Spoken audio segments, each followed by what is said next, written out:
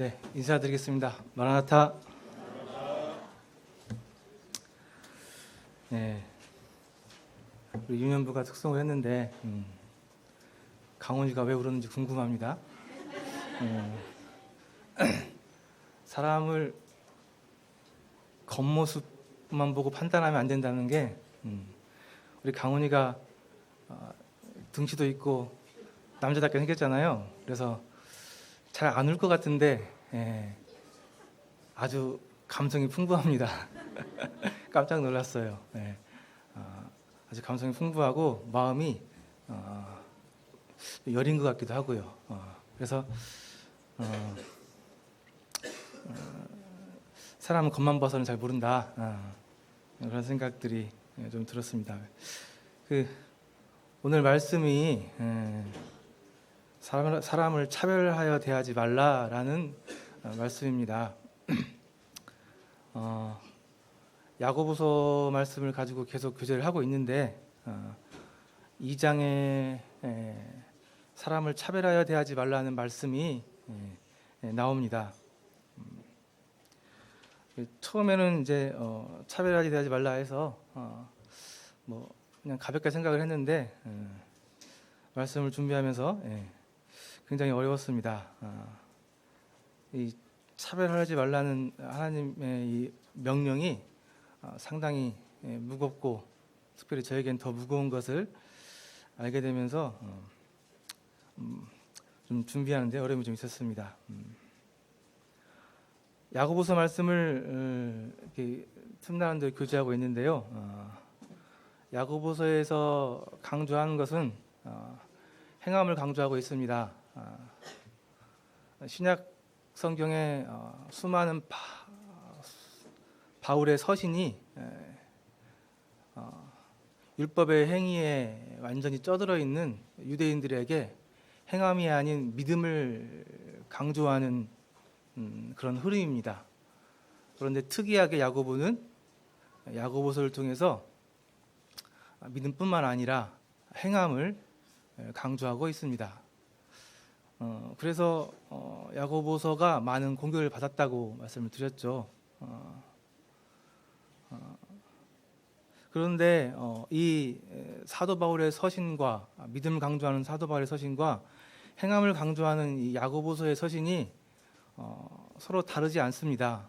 서로 믿음과 행함을 배제하는 게 아니에요. 그저 서로 처한 상황이 다르기 때문에 그렇습니다.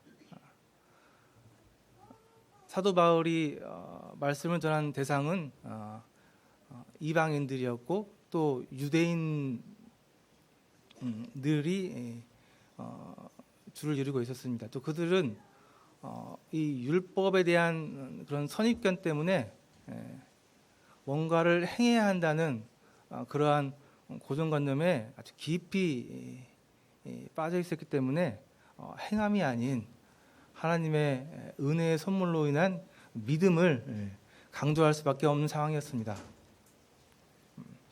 그러나 야고보서에서는 이제 교회들이 믿음을 강조하면서 행함이 없는 그런 믿음을 보이는 부분들을 보면서 다시 야고보서에서는 어쩔 수 없이 행함을 강조할 수밖에 없었던 그런 처지인 거죠. 그래서 처음에 말씀드렸지만은 오해가 없기를 바랍니다. 이건 율법에 의한 행위를 하는 게 아니고 믿음에 의한 행위를 말씀하고 있습니다. 야고보서에서는. 그래서 서로 성경이 다른 것을 주장하는 게 아니라는 것을 다시 한번 말씀을 드리고 들어가겠습니다.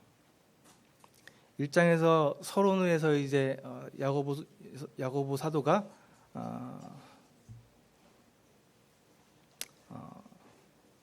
시련 가운데 인내할 것을 얘기하시고 이제 2장에서부터 4장까지 그러면 어떠한 삶이 진짜 경건한 삶인지 구체적인 예시들을 들여서 말씀해 주기 시작합니다. 그러면서 이제 2장에서 처음 나오는 구체적인 명령이 차별하여 대하지 말라는 겁니다. 차별하지 말라는 거죠.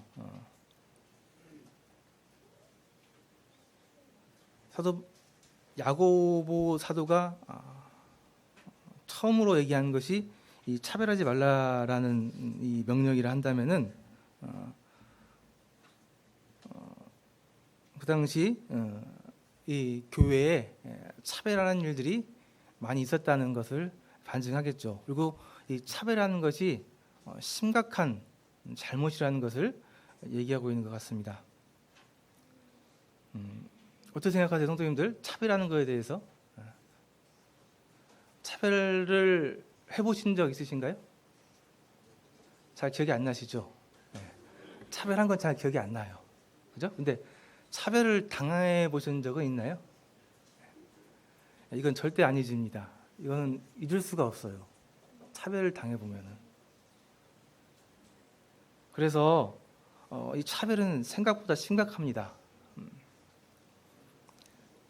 치유되지 않는 상처를 남깁니다.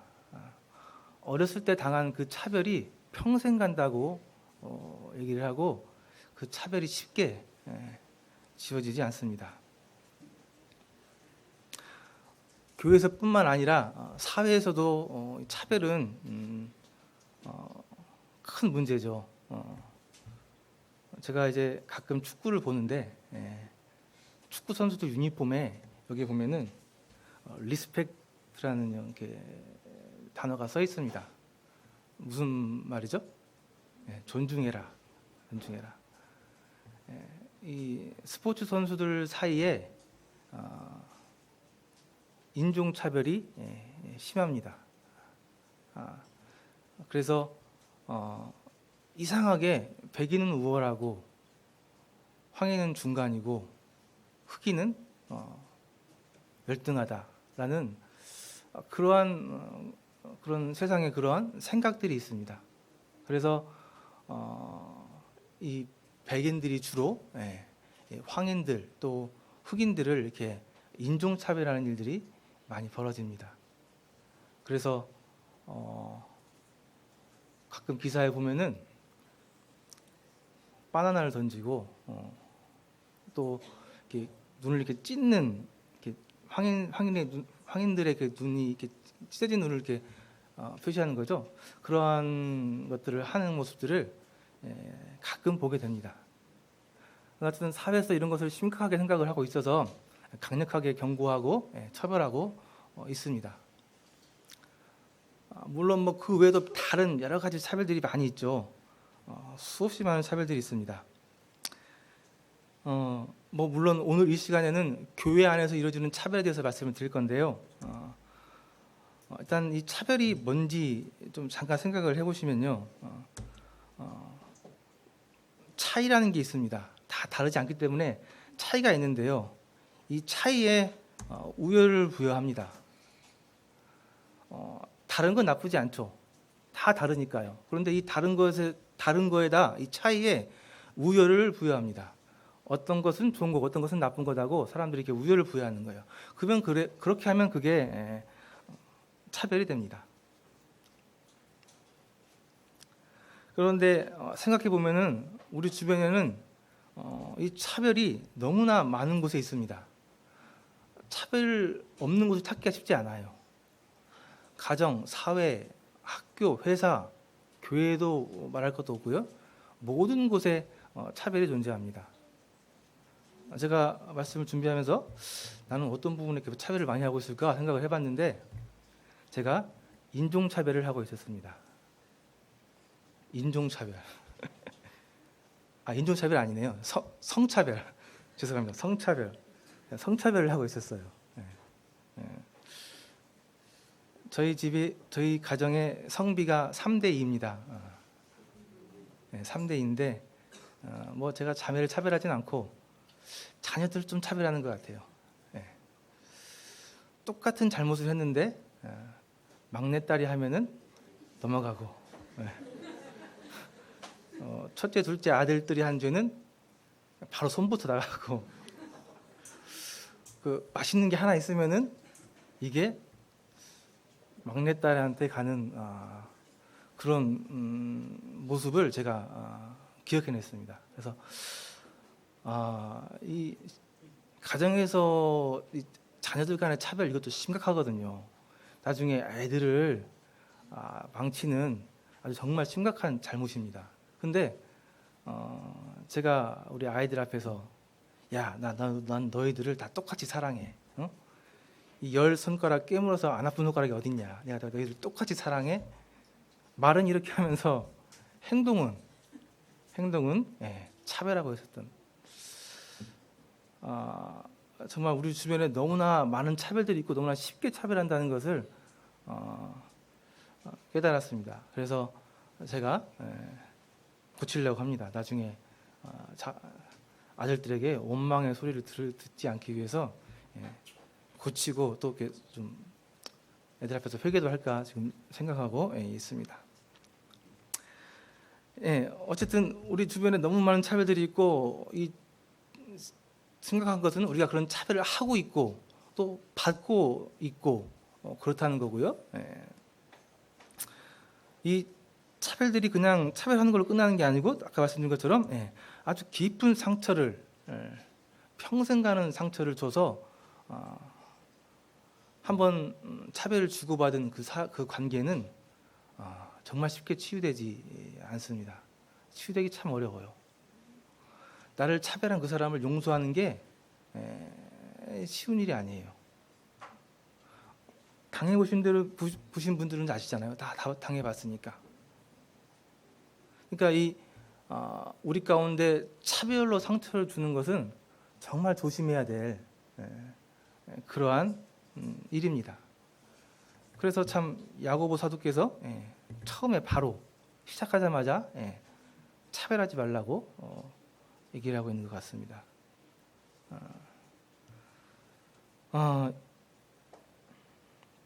근데 이 차별은 아까 얘기한 것처럼 나도 모르는 사이에 우리가 차별을 하는 경향들이 있습니다. 나는 알지도 못했는데 나도 모르게 차별을 하고 있는 그런 일들이 생각보다 많이 있어요. 그래서 저는 차별한 거에 대해서 기억도 없어요. 그런데 차별을 받은 대상자들은 그 차별 때문에 굉장히 괴로워하고 어려움에 처하고, 이러한 차별들이 나중에 그 사람을 잘못된 방향으로 이끌기도 하고 그런 일들이 이루어지고 있습니다. 특별히 하나님의 교회에서는 이 차별이 교회의 하나됨을 방해합니다. 하나됨을 파괴하죠. 이 차별이 있으면은 도저히 하나 될 수가 없습니다. 어떻게 나를 차별하는 사람하고 그 사람을 용서하고 그 사람과 하나가 될 수 있겠습니까?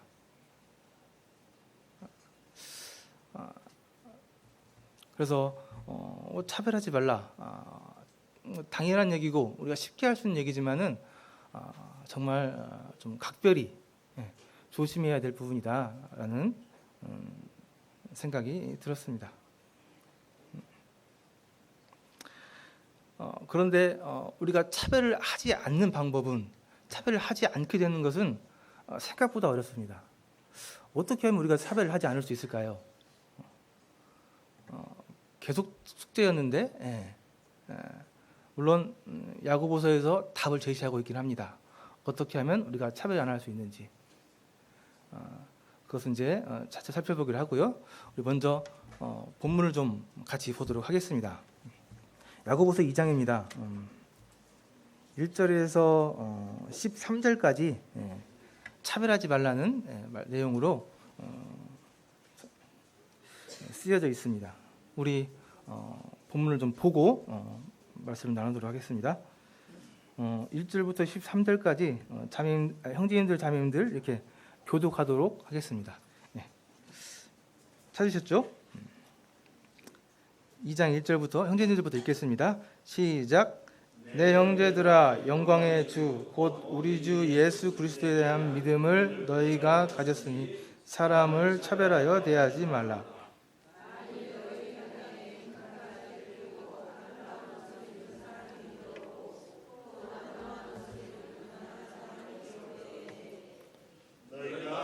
옷을 입은 자를 눈여겨보고 말하되 여기 좋은 자리에 앉으소서. 또 가난한 자에게 대하여 넌 발등상 아래에 앉으라 하며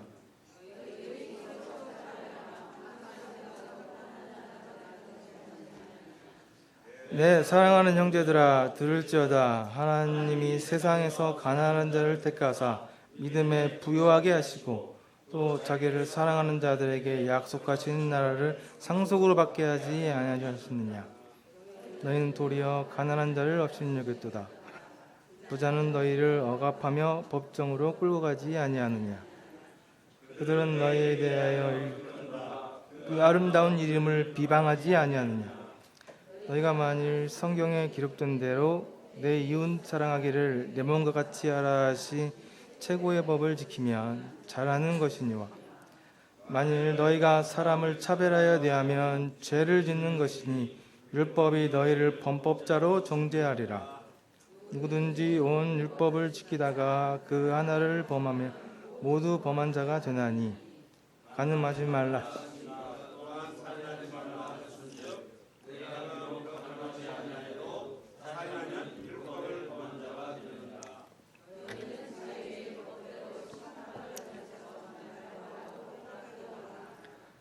긍휼을 행하지 아니한 자에게는 긍휼이 없는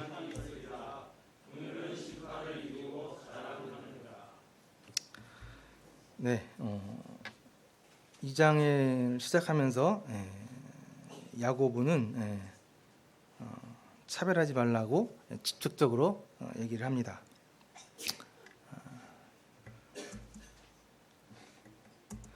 1절에 보니까 그리스도에 대한 믿음을 너희가 가졌으니 라는 말이 나옵니다. 너희가 그리스도에 대한 믿음을 가졌으니까 그러니까 차별하지 말아라 라고 말씀하고 있습니다. 그리스도 예수에 대한 믿음, 그것을 너희가 가지고 있기 때문에 차별하지 말아라. 그 말은 그리스도인들은 차별하면 안 된다, 차별하지 않는다는 말입니다. 그러면서 바로 어떻게 차별을 하고 있는지 얘기를 하고 있습니다. 2절부터 보면요, 만일 너희 회당에 금가락지를 끼고 아름다운 옷을 입은 사람이 들어오고 또 남루한 옷을 입은 가난한 사람이 들어올 때 너희가 아름다운 옷을 입은 자를 눈여겨보고 말하되 여기 좋은 자리에 앉으소서 하고 가난한 자에게 말하되 너는 거기서 있든지 내 발등상 하나에 있으라 하면, 먼저는 우리가 사람을 외모로 이렇게 차별하는 모습을 보게 됩니다. 한 가지 예를 들었는데 이 보니까 예배당에 사람이 2명 들어왔습니다. 뭐 지금으로 얘기하면은 우리 교회에 구두자가 2명 들어왔다 생각할 수 있겠죠. 2명이 들어왔는데 한 명은 금가락지를 끼고 아름다운 옷을 입은 사람이 왔습니다. 그 당시에 이 금가락지를 끼었다는 것은 우리가 뭐 이렇게 차랑차랑 뭐 금목걸이 이렇게 사는 그런 거랑 비슷한 거예요. 좀 있다 티내는 겁니다. 금가락지를 끼고 아름다운 옷, 뭐 자세히는 안 나오는데 아마 자색 옷이라고 하는데요. 아주 비싼 물감으로 이렇게 들어진 이 비싼 옷, 어마어마하게 비싼 옷입니다. 지금 뭐 그런 옷들 많이 있죠. 그런 옷을 입고 사람이 들어왔습니다. 그 사람이 자기 부자라고 얘기하지 않았어요. 그냥 그렇게 입고 들어온 것뿐입니다. 또 한 사람은 아주 남루한 옷을 입고 들어왔습니다. 그 사람도 그냥 들어오기만 했어요. 그런데 재밌는 것은 이 사람들을 맞이하는 사람들의 반응입니다. 이 좋은 옷을 입고 온 사람은 눈여겨보면서 여기 좋은 자리에 앉으라 그랬다는 거죠. 여기까지 문제 없습니다. 뭐 교회에 들어온 구도자를 이렇게 잘 이렇게 섬기는 거죠. 그런데 문제는 남루한 옷을 입고 들어온 사람을 너는 뭐 저기 아무 데나 가서 앉아. 발등상 밑에 앉았다는 얘기는 낮은 자리거든요. 좋은 자리가 낮은 자리가 있는데 뭐 저리 뭐 대충 저기 아무 데나 가서 앉아 뭐 그렇게 한 거죠. 홀대한 겁니다. 그렇죠? 실제로 이렇게 했다는 거예요. 사람들은 이렇게 그 사람의 뭐 무슨 말을 한 것도 아니고 그 사람이 뭔가를 행한 것도 아닌데 그냥 겉모습만 보고 이렇게 사람을 판단해서 행동합니다. 이 사람들은 특이하게 겉에 보이는 것, 눈에 보이는 것을 이렇게 중요시하는 성향이 있습니다. 우리만 그런 게 아니에요. 말씀해 보니까 사무엘 선지자도 그랬습니다. 그러니까 이거는 뭐 어떤 사람들만 일부 그런 게 아니라 모든 인간들의 좀 근본적인 그런 성향인 것 같습니다. 사무엘 선지자가 하나님의 명령을 듣고 이제 왕을 세우기 위해서 이새의 집을 찾아가죠. 다윗 왕을 세우기 위해서. 거기 가서 큰 아들을 보고, 큰 아들의 그 뛰어난 용모를 보고, 이 사람이 하나님께서 세우신 왕이구나 하고 그 사람에게 기름을 부으려고 했습니다. 그런데 하나님께서 아니죠, 말씀하셨죠. 아니다고 그랬죠. 그리고 결국은 다윗을 찾아내고 다윗에게 기름을 붓게 됩니다.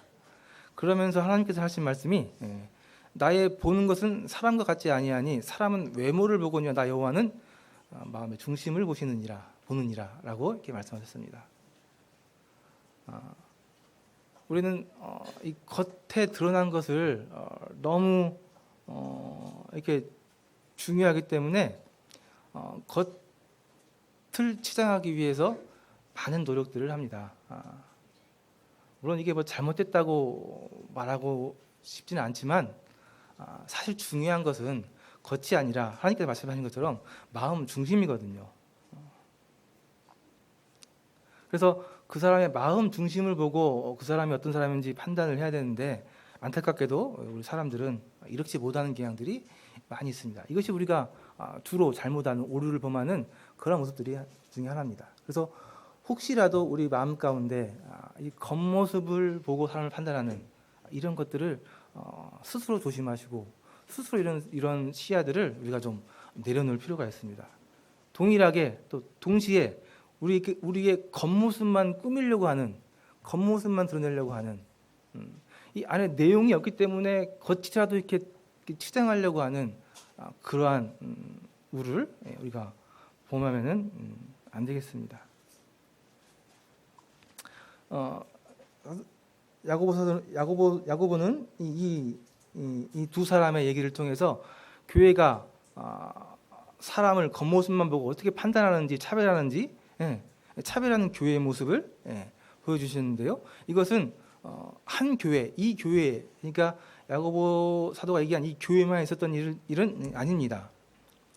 잘 아시는 것처럼 고린도 교회도 이 부자와 가난한 자들의 차별이 있었습니다. 심각했어요. 이 부자와 가난한 자들이 애찬을 따로 했다고 합니다. 생각을 해보세요. 우리 이제 끝나면 밥 먹죠? 애찬합니다. 우리 좀 잘나신 분들은 우리 다 6층에서 드시고 좀 그렇지 못한 분들은 5층에서 드십시오 해서 이렇게 한다고 생각해 보십시오. 이게 무슨 교회입니까? 이게 이럴 수 있는 겁니까? 근데 실제로 이랬어요. 이 고린도 교회는 정말 이랬다는 겁니다. 교회인데 심각하죠? 그랬다는 겁니다. 뭐 오늘날 우리 교회뿐만 아니라 그 시대, 그 초기 시대 때 교회도 그랬다는 거예요. 예루살렘에 있었던 예루살렘 초대교회 또 로마 교회는 이 출신에 따른 차별이 있었습니다. 초대교회가 막 부흥할 때 한번 위기가 찾아왔는데 그 위기가 뭐였냐면은 출신에 따른 갈등이었습니다.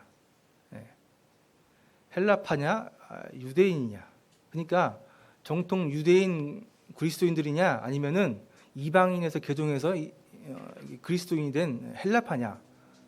그러니까 이제 이 이방인과 헬라파의 과부들을 돕는데 차별이 보였던 거죠. 그래서 이 차별 때문에 교회가 분란이 일어나고 나눠질 뻔한 그런 위기들이 있었습니다. 이 출신에 따른 갈등 많이 있죠. 이 초대교회 때도 마찬가지였습니다. 그 훌륭한 완벽한 교회였던 그 초대교회 때도 이렇게 이 출신에 따라서 차별하는 일 때문에 어려움이 될 뻔한 일들이 있었습니다. 우리나라도 마찬가지죠. 지역 감정. 제가 지역 감정을 처음 느낀 게 군대 가서였습니다. 군대 갔더니 고참들이 다 경상도 사람들이에요. 이게 지역 감정이구나 실감했습니다. 전라도라고 그냥 좀 무시하더라고요. 또 뭐 좀 차별하고 뭐 어려운 일 있으면 네가 가 그러고 그래서 그런 걸 처음 느꼈는데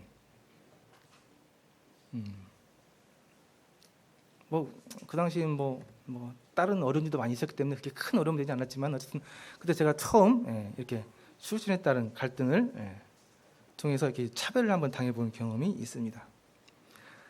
교회에서 이렇게 차별들이 많이 있었습니다. 중요한 것은 우리 기린록교회죠. 우리 기린록교회는 어떤 차별들이 있는 것 같습니까? 없을까요? 오늘 성도님들이 오늘 이 말씀을 들으시면서 하나님의 말씀을 받으신다면은 우리 교회에 어떠한 차별들이 있는지, 내가 어떤 차별들을 행하고 있는지, 또 내가 또 어떤 차별을 혹시 받고 있는지 한번 돌아보시면 좋겠습니다. 차별이 없어야 되잖아요. 하나님의 교회 안에서 차별이 있다는 게 가당치 않습니다. 그죠?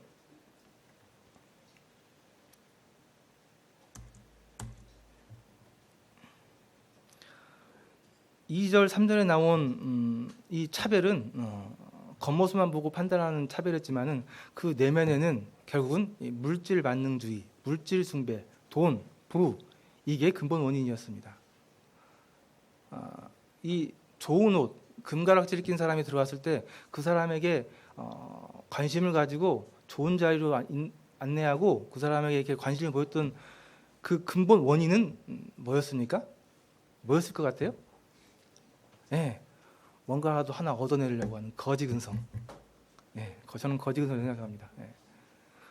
뭔가 좀 도움이 될 것 같은 그런 아주 참 안 좋은 그런 근성. 근데 이게 모든 사람의 내면 속에 다 있습니다. 안 그럴 것 같아요? 다 있습니다. 다 있어요. 제가 보기에 여기 형님들 다 있어요. 지금 실제적으로 생각을 해보시면요, 지금 우리 교회 환기 시설도 좀 해야 되고 공기가 안 좋으니까 또 좀 주방도 좀 더 넓혀야 되고 또 지하실 공기가 안 좋으니까 그것도 좀 개선해야 하고 이렇게 시설이든 뭐든 이렇게 돈 쓸 일이 많이 있습니다.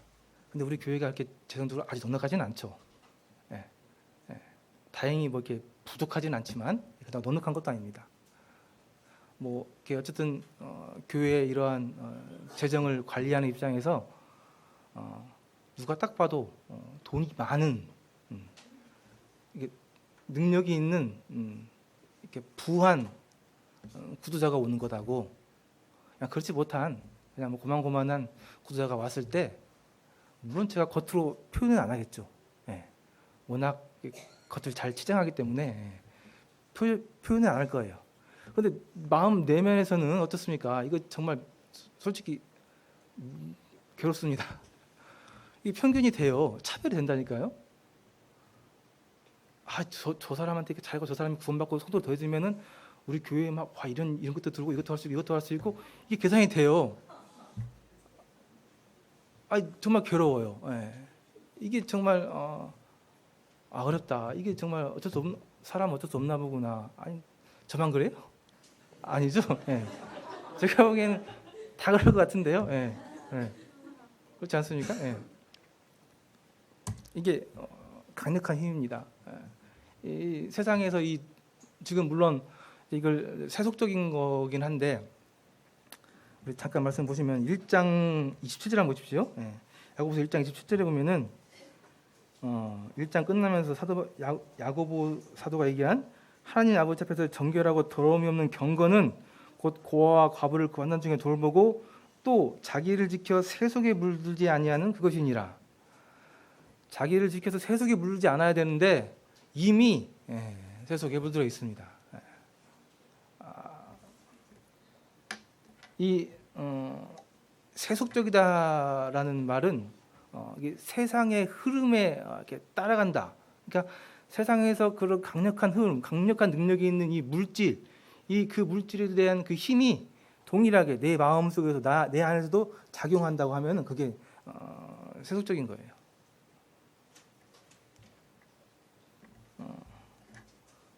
저만 그런 거 아니죠? 자, 물어보겠습니다.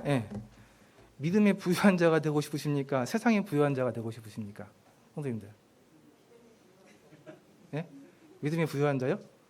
양심에 손을 얹고 정말 그렇게 생각하세요? 예. 정말 세상에서 부유한 건 아무 관심도 없고 믿음에 부유한 자가 되고 싶으세요? 그렇죠. 둘 다. 예. 정답입니다. 미안하지만 우리 마음속에는 다 이 둘 다를 이렇게 얘기하고 있을 거예요. 예. 어쩔 수 없습니다. 이 우리 인간 한계입니다. 예.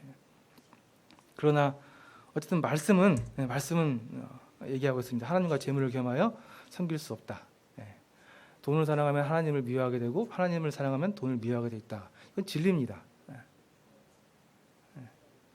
그래서 어쨌든 우리 마음속에는 그런 소원함이 있죠. 뭐 믿음에서도 부유하게 믿음 생활 잘하고 하나님 복 주셔가지고 좀 세상에서도 부유하게 살고 싶은 그런 생각이 다들 있으시잖아요. 예. 그러나 어쨌든 그것은 하나님께서 용납하지 않습니다. 우리에게 있을 수 없는 일이에요. 물론 여기서 얘기하는 것은 오해하지 마십시오. 돈 많은 걸 얘기하는 게 아닙니다. 돈 많은 걸 얘기하는 게 아니고 그 많은 돈이 내 마음속에서 어느 자리를 차지하고 있느냐 그거예요. 돈이 많은 사람도 그 마음 중심에 돈이 아니고 하나님이 있다면은 그거는 부유한 자 아니에요. 세속적인 사람 아닙니다. 돈 많은 사람이 그 마음 중심에 돈이 있을 때 그게 세속적인 사람인 거고, 가난한 사람도 마찬가지예요. 돈이 없어도 그 돈을 가지려는 욕망이, 그 돈에 대한 그런 욕구가 마음 중심에 하나님의 자리에 있으면 그 사람은 세속적인 사람이고 마음이 부자인 사람이에요. 그래서 오해하지 마십시오. 여기서 얘기하고 있는 이 부자는 돈 많은 사람, 물질 많이 가는 사람을 얘기하는 게 아닙니다. 이 물질이 마음에서 중심을 차지한 사람들 얘기하고 있는 거예요. 물질이 많이 있는 것은 잘못이 아니에요. 하나님께서 주신 것이기 때문에 그렇습니다. 안타까운 것은 물질을 많이 가진 분들은 물질로부터 받는 유혹이 없는 사람보다 크다는 것은 있죠. 그래서 물질이 많이 가지심에도 그 마음에 하나님을 모시고 그 정도를 지키시는 분들은 대단하신 분들입니다. 존경할 만한 분들이에요. 그래서 하나님과 재물을 겸하여 섬길 수 없다고 분명히 말씀에서 얘기하고 있는 것을 우리는 다 익히 알고 있는데 이걸 인정하지 않으려고 하는 경향들이 있어요. 그래서 자꾸 막 둘 다 어떻게든 얻어보려고 하는 그러한 성향들이 있는데 그러지 않으면 좋겠습니다. 그렇게 할 수 없습니다. 5절에 보니까 4절 보니까요. 너희끼리 서로 차별하여 악한 생각으로 판단하는 자가 되는 것이 아니냐. 이런 상황들, 그러니까 비싼 옷을 입은 사람을 이렇게 존대하고 남루한 사람, 옷 입은 사람을 홀리하는 이 모습이 너희끼리 서로 차별하는 거 아니냐. 너희끼리.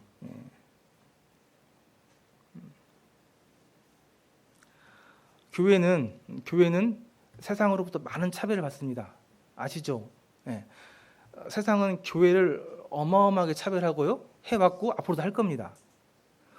우리는 그렇지 않아도 세상에서 많은 차별을 받고 살아요. 그런 차별받는 사람들이 모인 곳이 교회입니다. 그런데 이런 이 교회 안에서 너희들끼리 서로 차별한다면은 이건 정말 답이 없는 거죠. 하나님 보시기에 이건 정말 너무나 안타까운 모습입니다. 세상에서 차별받는 사람들이 교회 안에 모여서 서로 위로하고 사랑하면서 서로 도와주고 살아가는 것이 하나님의 뜻인데, 이 실제로 교회 안에서는 이 너희들끼리 자기들끼리 차별하는 일들이 있다는 겁니다. 서로 차별하며 악한 생각으로 판단한다고 나와 있는데요. 악한 생각으로 판단한다. 이 악한 생각은 물론 세상에서 들어온 기준입니다. 세상에서 힘이 있는 그 세상의 생각, 가치, 문화, 흐름, 그런 것들로 서로를 판단한다고 나와 있습니다. 또 보니까 판단하는 자가 된다고 나와 있습니다. 이것이 잘못이죠. 이것이 큰 잘못입니다. 판단은 하나님의 영역입니다. 우리는 판단하면 안 돼요. 그것도 세상적인 기준으로 판단하고 있는 건 더 안 되죠. 우리는 뭔가를 판단할 수 있는 존재가 아닙니다. 판단하는 존재들이 아니에요. 그렇게 지어진 존재가 아닙니다. 사람은 하나님이 판단하시고 하나님이 판단하신 것에 대해서 순종하는 존재입니다. 죄가 어떻게 생겨났습니까? 사람이 선악과를 먹고 선과 악을 판단하기 시작하면서 사람들이 죄가 시작된 거예요. 그러니까 이 판단하는 게 죄입니다. 그런데 교회 안에서 이렇게 판단한다면 이것은 너무나 잘못하고 있는 일입니다.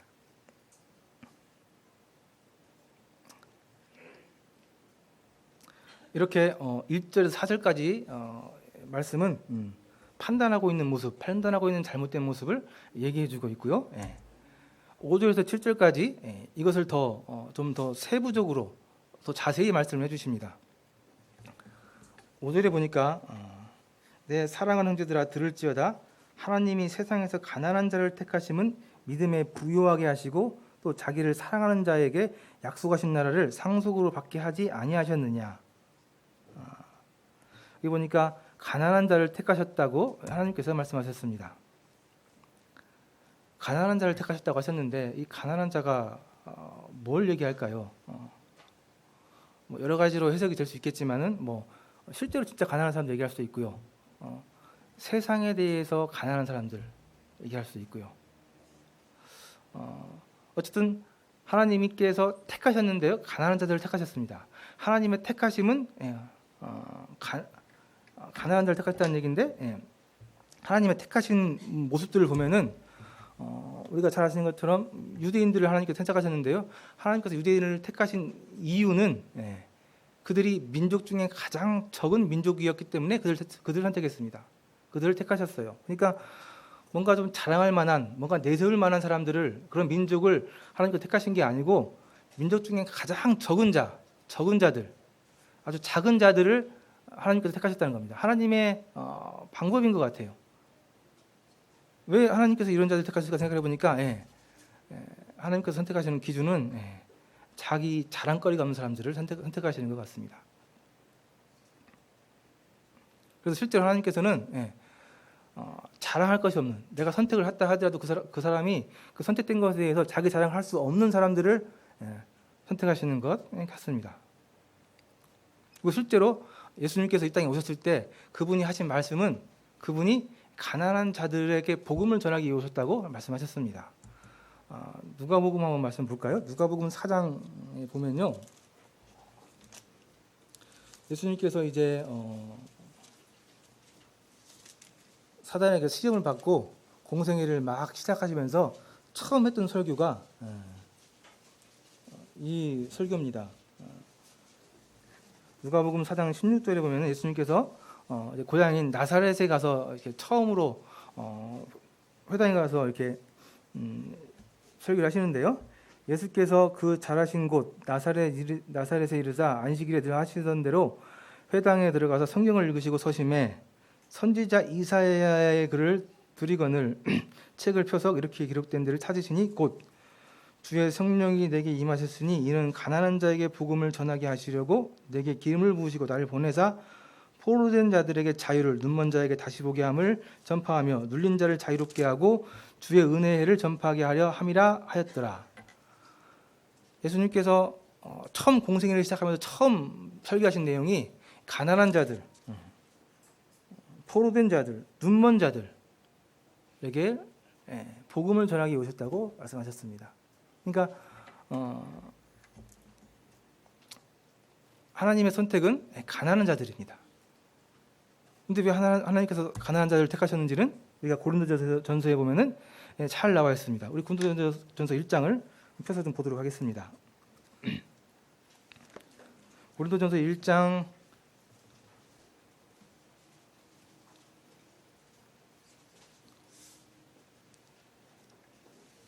26절에 보면요. 형제들아 너희를 부르심을 보라. 육체를 따라 지혜로운 자가 많지 아니하며 능한 자가 많지 아니하며 문벌자한 자가 많지 아니하도다. 그러나 하나님께서 세상에 미련한 것들을 택하사 지혜 있는 자들을 부끄럽게 하려 하시고 세상에 약한 것들을 택하사 강한 것들을 부끄럽게 하려 하시며. 미련한 것들, 약한 것들, 천한 것들, 멸시받는 것을 선택하신 이유는 아무 육체도 자랑하지 못하게 하기 위해 그렇게 하셨다는 겁니다. 그래서 좀 빨리 해야 할 것 같아요. 가난한 자들이 모인 곳이 교회입니다. 그 가난한 자들이 모인 것이 교회예요. 우리는 하나님으로부터 선택을 받았기 때문에 우리는 하나님으로부터 가난한 자들로 이렇게 선택을 받은 그런 자들입니다. 그래서 가난한 자인 교회들이 모인 곳이 교회예요. 그런데 이 말씀에 보니까 다시 야고보서로 들어가서 보면은 6절에 보니까 너희는 도리어 가난한 자를 업신여겼다라고 나와 있습니다. 그러니까 가난한 자들끼리 모인 이 교회가 서로를 업신여겼다는 거예요.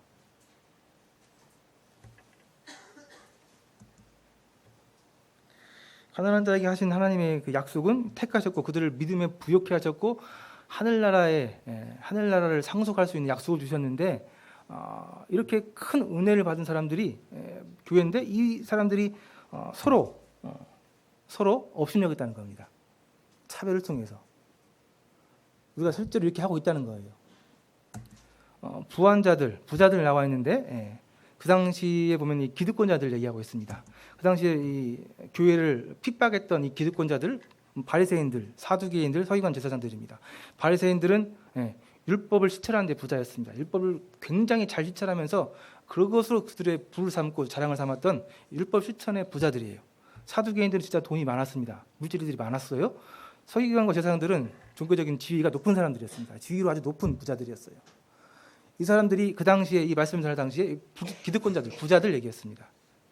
근데 이들은요, 아시는 것처럼 교회를 억압하고 교회를 핍박하고 법정에 세워서 심판하고 또 그들은 7절에 보니까 너희에 대하여 일컫는 바 그 아름다운 이름 예수님의 이름을 비방했던 사람들이라고 합니다. 그들은 이렇게 비방했던 사람들이에요. 그런데 안타깝게도 이 교회 안에서는 이 가난한 자들끼리는 서로 차별하고 업신여기면서 이 부자들을 존중하고 더 이렇게 높은 자리에 올렸다는 겁니다. 그들이 했던 일들이 바로 이런 일이었다는 거예요. 이런 정말 안타까운 일들이 있었다는 겁니다. 그것을 지금 야고보서에서는 꼬집고 있는 거예요. 정확히 얘기해 주면서 오늘날도 마찬가지죠. 오늘날의 부자들은 뭐 부자 돈 많은 사람들이 아니고 세상적인 가치, 사고, 흐름 이런 것들이 오늘날 우리 교회에 일어나는 부자들의 모습입니다. 물질 만능주의, 자본입니다. 이 자본의 힘은 정말 막강합니다. 아까 얘기한 것처럼 제가 어떻게 할 수가 없어요. 정말 괴롭습니다. 이게 지금 현실이에요. 그 다음 말씀 보니까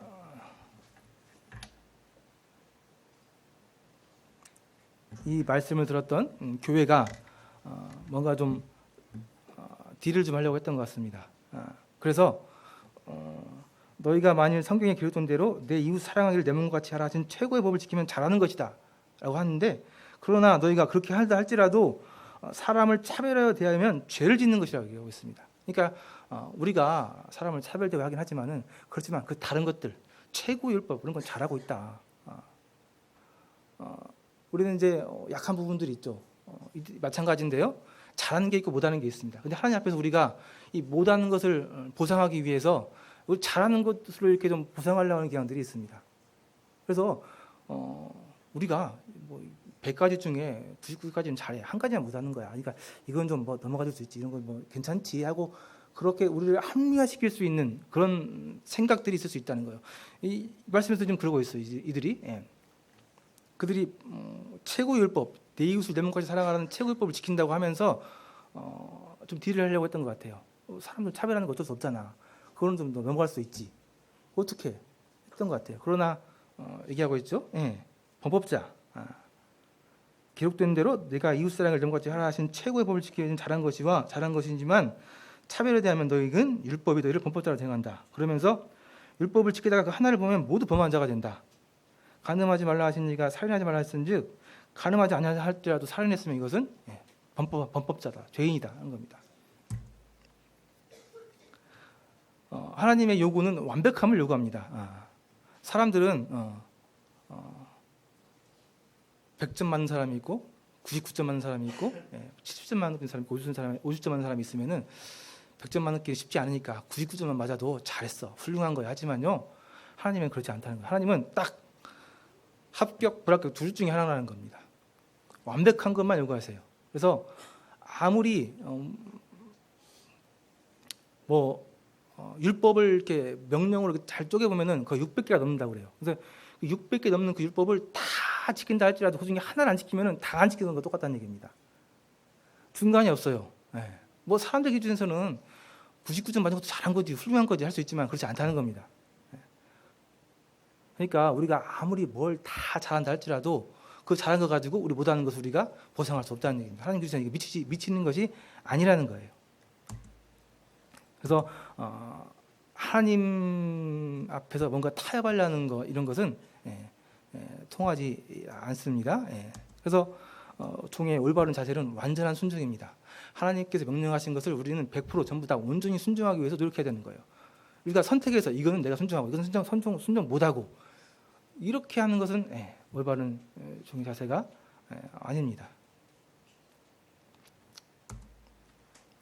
뭐 이거 좀 넘어가도록 하겠습니다. 그러면서 13절에 보니까 긍휼을 얘기하고 있습니다. 긍휼이 여긴다는 말은 불쌍히 여김을 받는다라는 말입니다. 마태복음 9장에 보니까 내가 긍휼을 원하고 제사를 원하지 아니하노라라고 나와 있습니다. 우리는 율법을 지켜서 의를 이룰 수 없기 때문에 하나님의 은혜의 긍휼로 의를 이룬 사람들입니다. 그래서 교회는 주님의 긍휼로 나온 자들이에요. 긍휼을 입은 자들입니다. 우리는 모두 다 하나님의 긍휼을 입은 자들이에요. 그런데 우리가 교회 안에서 이런 긍휼을 입은 자들 교회 안에서 사람을 차별하는 것은 하나님의 긍휼을 무시하는 겁니다. 잘 아시는 1만 달란트의 비유에 빚진 자의 비유가 있죠. 그 사람 1만 달란트를 빚졌는데 하나님 그 주인이 탕감해줬어요. 그죠? 그 정말 큰 은혜, 긍휼을 입었는데도 그 긍휼을 잊어버리고 100데나리온 빚진 사람을 용서하지 못하고 차별해서 그 사람을 감옥에 넣어버렸습니다. 그죠? 말씀해 보니까 13절에 긍휼을 행하지 아니하는 자에게 긍휼이 없는 심판이 있을 것이다 말씀하고 있습니다. 긍휼을 입었음에도 긍휼을 행하지 않는 자에게 긍휼이 없는 심판이 있을 것이다 라고 얘기하고 있습니다. 그래서 긍휼을 행하지 않은 그 1만 달란트 탕감받은 그 사람은 하나님으로부터 징계를 받았죠.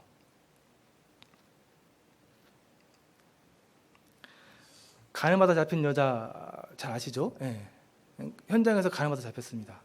여자의 입장에서 얼마나 참 부끄럽고 치욕적입니까? 현장에서 잡혔는데 율법에도 돌로 치라고 그랬습니다. 모든 사람들이 모였을 때 돌로 치라고 했을 때 예수님께서 너희 중에 죄 없는 자가 이제 여자를 돌로 치라고 했습니다. 근데 사람들이 양심에 찔려서 아무도 그 여자를 돌로 치지 못하고 다 가버렸죠. 예수님께서 그 여자를 용서해 주면서 긍휼을 베풀면서 다시는 죄를 짓지 말라고 했습니다. 그 여자는 굉장한 긍휼을 입었죠. 얼마나 감사했겠습니까? 그 여자 앞으로 그 긍휼을 잊을 수 있겠습니까? 긍휼을 입은 그 여자 나중에 자기가 똑같이 간음하다 잡힌 여자를 봤을 때 그 잡힌 여자를 긍휼히 여길 수 있는 마음이 있지 않겠습니까? 긍휼을 입어봤기 때문에 이게 긍휼을 입은 자들의 바른 자세, 당연한 자세입니다. 그런데 이 교회 안에서 차별을 하고 있다는 얘기는 그런 긍휼을 입었음에도 불구하고 긍휼을 잊어버리고 다시 그런 하나님의 긍휼이 없이 이렇게 세상적인 것들로 이렇게 판단하고 있다는 겁니다. 굉장히 잘못하고 있는 거죠. 그래서 차별하는 것은 정말 우리가 하면 안 되는 그런 아주 심각한 특히 교회 안에서 그런 것 같습니다. 그런데 정말 더 중요한 것은 그럼 우리가 어떻게 하면 이 차별하지 않을 수 있느냐? 아까 얘기했죠. 이 세속적인 것을 제가 어떻게 마음속에서 어떻게 할 수가 없습니다. 그죠? 겉으로야 차별하지 않는 할 수 있죠. 그러나 마음속에서는 차별이 되는 거 어떡합니까? 이거 어떻게 해야 돼요? 이거 그냥 무시하고 넘어가야 됩니까? 어떻게 해야 될까요? 이것도 죄라고 하나님께서 말씀하셨잖아요. 마음속에 짓는 죄. 이 죄잖아요. 말씀을 잘 보니까 결국 이 차별하는 이 마음에 이것을 해결할 수 있는 방법은 영광의 주, 이 말이 해답인 것 같습니다. 말씀을 준비하면서 가장 어려운 게 내가 모르는 걸 이렇게 전할 때가 가장 어렵습니다. 제가 어저께 새벽 5시까지 이것 때문에 좀 싸매고 고생했는데 제가 영광의 주를 잘 몰라요. 솔직히 말씀드립니다. 영광의 주를 만나고 봐야 되는데 잘 모릅니다. 영광의 주를 살짝 본 경험은 있는지 모르겠어요. 그러나 영광의 주님을, 하나님의 영광을 제가 봤다고 자신 있게 말할 수가 없습니다. 해답은 요한 2장 1절에 있습니다. 내 형제들아, 영광의 주 곧 우리 주 예수 그리스도에 대한 믿음을 너희가 가졌으니. 세상 사람들은 차별할 수밖에 없는데요, 영광의 주 예수 그리스도를 만난 사람들은 차별을 안 할 수 있다는 얘기입니다. 너희들이 영광의 주 하나님의 영광을 봤다면은 차별을 하지 않을 수 있다는 얘기입니다. 영광의 주를 만난 사람들은 차별하여 대하지 않는다. 예수 그리스도에 대한 믿음을 가진 자들은 세속에 물들지 않는다는 말입니다. 그래서 결국 우리가 이 마음속에서 어떻게 할 수 없는 이것을 해결할 수 있는 방법은 영광의 주님을, 하나님의 영광을 보는 방법밖에 없습니다. 근데 제가 이것을 잘 모르기 때문에 설명하기가 좀 어렵습니다. 그런데 말씀에는 잘 나와 있습니다. 하나님의 영광을 본 모세에 대한 얘기가 나와 있죠. 잘 아신 것처럼 이 모세는 하나님의 영광을 보여달라고 기도했던 사람이고 하나님의 영광을 실제로 본 사람입니다. 80세 때 떨기나무 가운데 하나님의 영광을 봤습니다. 하나님의 영광을 보고, 하나님의 영광의 그 불꽃을 보고 신발을 벗고 그 앞에 엎드려서 하나님의 영광을 마주했던, 그 하나님의 영광을 한번 보고 나서 계속해서 하나님의 영광을 보여달라고 기도했던, 하나님의 영광에 대해서는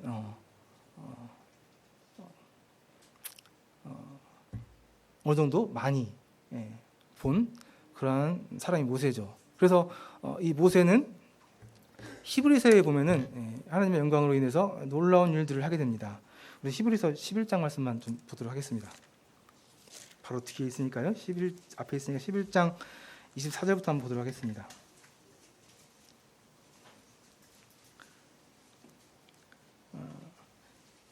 믿음으로 모세는 장성하여 바로의 공주의 아들이라 칭함받기를 거절하고 도리어 하나님의 백성과 함께 고난받기를 잠시 죄악의 낙을 누리는 것보다 더 좋아하고 그리스도를 위하여 받는 수모를 애굽의 모든 보화보다 큰 재물로 여겼으니 이는 상 주심을 바라봅니다.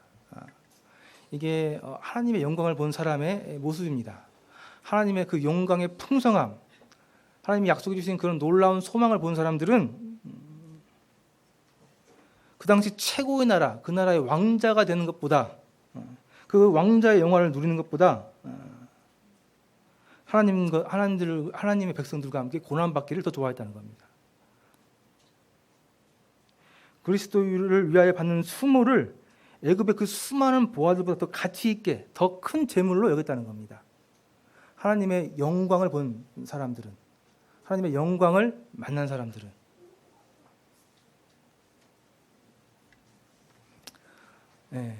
그래서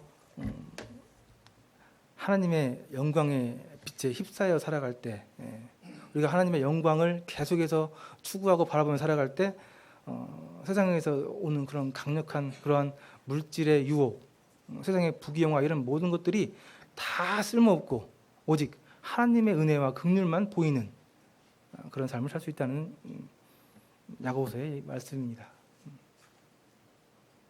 그래서 바울도 다메섹을 가다가 하나님의 빛을 만났을 때 자기가 지금까지 쌓아왔던 그 율법의 그 모든 그런 행위들, 그런 지위들 다 배설물로 여기고 하나님을 따라서 살아가는 그런 삶을 살았던 것처럼, 하나님의 영광을 사람들이 봤을 때, 우리가 하나님의 영광에 휩싸여 살아갈 때 우리는 생각보다 놀라운 일들을 경험하게 됩니다. 그래서 좀 하나만 좀 더 설명을 하면은, 애벌레에 비유해서 좀 생각을 해볼 수가 있는데요. 애벌레들이 계속 땅만 기어 살다가 어느 순간 이제 변태해서 날개를 피고 하늘을 날아가면서 살게 되죠. 근데 그 애벌레들이 앞으로 이 땅을, 지금은 땅을 기어 살고 있지만은 하늘을 날면서 살 것에 대한 소망 가운데 하늘을 자유롭게 날아다니는 그런 존재로 변화되는 거라는 그러한 믿음 가운데 살아간다면은 이 땅에서 기면서 일어나는 모든 일들은 아무 문제가 되지 않는다는 거죠. 그 땅에서 뭐 누가 좀 더 잘났고 누가 좀 더 좀 예쁘게 생겼고 누가 조금 더 힘이 세고 하는 그런 것들이 이 땅에 서 있는 일들은 하늘을 날면서 사는 삶을 생각할 때 그것을 바라보고 살아볼 때 아무것도 아니란 거죠. 예. 그래서 우리가 하나님의 소망의 약속을 바라보고 하나님의 영광의 빛에 휩싸여 살아가게 된다면은 불가능해 보이는 일, 정말 어려워 보이는 이 세상의 이런 세속적인 것들을 극복하는 일들이 가능하다고 말씀에서 분명히 얘기하고 있습니다. 하나님께서 우리에게 불가능한 것을 명령하지는 않았을 거 아닙니까? 그래서 성도님들이 저도 마찬가지지만은 하나님의 영광을 구하는 삶, 또 하나님의 영광을 달라고 기도하는, 또 보기를 소원하는, 또 실제로 그렇게 하나님의 영광을 보면서 살아가는 삶을 살아가기를 소원합니다. 네, 이상으로 마치도록 하겠습니다.